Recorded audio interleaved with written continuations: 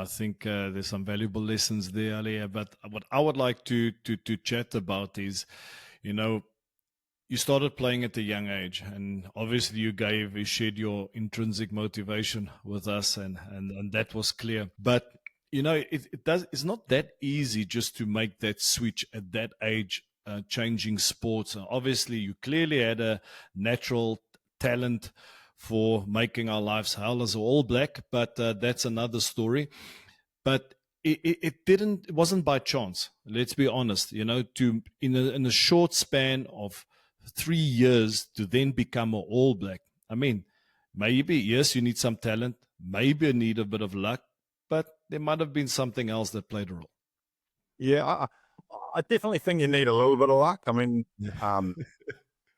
with that, like Robin Brook, Charlie Rickelman, were just about to retire when I just left school. So I was lucky there. I had a year at senior rugby and then literally straight into Auckland that year. And then on the back of that was the Blues. And at the end of that year was with the All Blacks. So, you know, I was very lucky that those boys' time had finished. So I had the chance. I also think, and I think a lot of modern sports people miss this, but it's a connection with your coach, connection with coaches from a personal level. You know, I've got people like Wayne Pivac, Pat Lamb, Graham Henry, Steve Hadson, Wayne Smith, Robbie Deans, all people that I could pick up a phone right now and ring, say hello.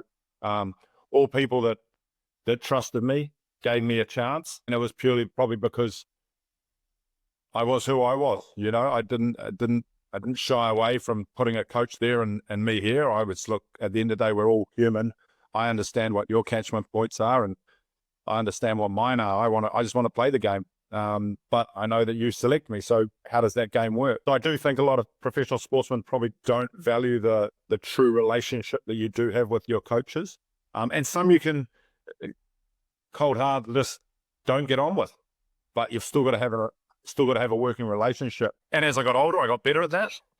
Younger, I probably wasn't as good as I probably should have been, but you know, that's, you know, in a nutshell, the people that I was lucky to have in my career is probably what I attribute a lot of my success to. And then I think simply for me, there was a little bit of talent there, but I also think it's just that hard work ethic and that fact.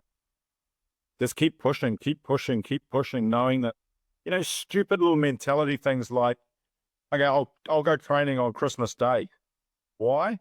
Because I thought in my head, no one else to train on Christmas Day, so I'll train on Christmas Day and then I'll be ahead of everyone. Well, that was dumb because everyone trains on Christmas Day if you're a half-decent athlete. But, you know, it's little things like that, you know, and little things like always touch the line and repeated shuttle. Why? Well, because if you don't touch it, then you're going to take a shortcut when it comes to taking that extra step to try and tackle G on the rampage. You know what I mean? Like, just little things like that. I put little quirky little things in my head that just pushed me through those niggly time.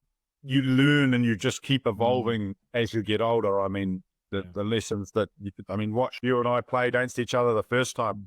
I mean, we were both good, to be honest, and we had a smile on our face. Watch us towards the end. We were probably both shit, to be honest, but we still had a smile on our face. And somewhere in the middle, it's probably some quality rugby against each other. But, you know, I don't think there was one game that we didn't enjoy each other's company after it or before it or had mutual respect. And I think that's the beauty of rugby and enjoying it for what it is. Oh man, clearly Victor must have been a massive inspiration for you, Victor Matfield, because he just shared a story on the pod about training on Christmas Day. So I'm glad his wisdom rubbed off on you. I don't know if he was an inspiration. He was a bloody good competitor and a bloody good mate of mine, but I definitely didn't look up to him. I wanted him to look up to me. So, like as I said, like I got a lot of respect for you boys. As a whole and as a nation, as a people, as a group of people that, you know, put adversity to one side, got on with it and gave it like literally everything. I don't think there was a brain cell that Bucky's didn't use on a rugby field. He definitely used every bit of his arms, bodies, legs, and whole big muscly carcass, the waist up. But off it, you know, we just had such great mutual respect, and even so, you know, keeping in touch with them. I I don't mind a late night phone call when I've had a few, and the Northern Hemisphere boys cop it from me. But you know, they always answer the phone, so it's a little bit of fun. Yeah, that's awesome. Ollie, you talked about, you know, the line and training on Christmas Day and things like that. Was that also the standards within the Blues? And when you got there, was that just the expectation as well? Or was it the environment that allowed you to blossom like that, or was that within you already? look, I think it was in me with already. You know what I mean? I think you naturally have that instinct, but I do think then you go into professional environments, and that's the difference between great teams and just teams is almost without being said, you know that you got to be there. Some come naturally, some it doesn't come naturally. But if I look at the first Blues of 2000 or 98, 99, 2000, they were championship winning teams with Zinzan Brook, Robin Brook, Shaw Fitzpatrick, all those guys that they installed that essence into us at the Blues, and then it was sort of our obligations to carry it on. So I mean, look, I remember my first season, I started training, and Carlos Spencer just looked at me and said, "Mate, what are you?" And I was like, "Well, I'm raw meat, muscle, and power, boy." And at my first All Black test, I was 95 kgs. He made me. He literally said, "You need to do bench press after every training." And, I could barely lift 80 kgs on the bench press in my first professional season. And slowly got to 93 by the end of my career. So, incremental gains, mate. That's all we're looking for. The power of the mind, and I think that's the big one when you transition into the real world, outside our little sporting bubble, is what is the power of the mind? Like, at 35 to 40, you're asking your head to be in another space, to offer everything you've got to a space that you don't know, which is the work environment. But you've got so much up there. You've just got to learn to put it out into the real world and show them that, what does hitting the line mean in the workforce? It doesn't mean going for runs every day. What it means is you're meticulous at what you're doing. You're on time. You create energy.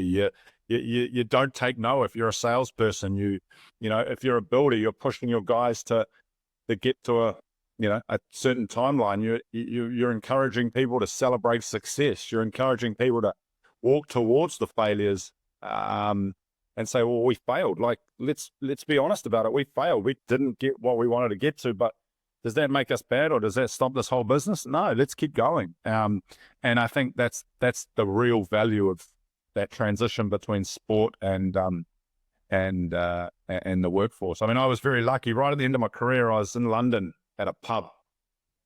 It was the first time I've ever been to a pub outside of being with G. And a guy that you guys know well will be Justin Harrison rang me, and Justin and I had some bloody good battles on the field, and he rang me, and he just finished. He's still in France. He said, "Mate, you want to catch up for a beer?" I said, "With respect, mate, this is the last phone call I ever expected is you and me wanting to knock each other's blocks off and now having a beer. But mate, I'm keen as." So we had a beer, and one of the things he said to me, and it still sticks in my head, daily, is you've got to remember the length of your career and the position that you were like a CEO in a big business. So don't walk into the business world and not think that you're a CEO or have those qualities and attributes. And it takes someone you respect to say something like that for you to then go, actually, maybe he's right. And then that's what you deploy, right? And it doesn't mean you have to know everything, but it means that you have to act and evolve like a CEO and look for the opportunities, not look for the problems. So yeah, no, there's still a lot of failures I did as a the budding CEO by myself, and now work with other teams, and you eventually find your space, right? Like I've currently at the moment, I'm in the property game, is my main avenue, and I've got a little team, you know, me and a mate, real little team, but it's the same thing. It gives me the same buzz as the game of rugby does, just in different ways, and it's just a lot of fun. And you know your skill set. I need him, and he needs me, I hope, to really push ahead. So yeah, it's fun.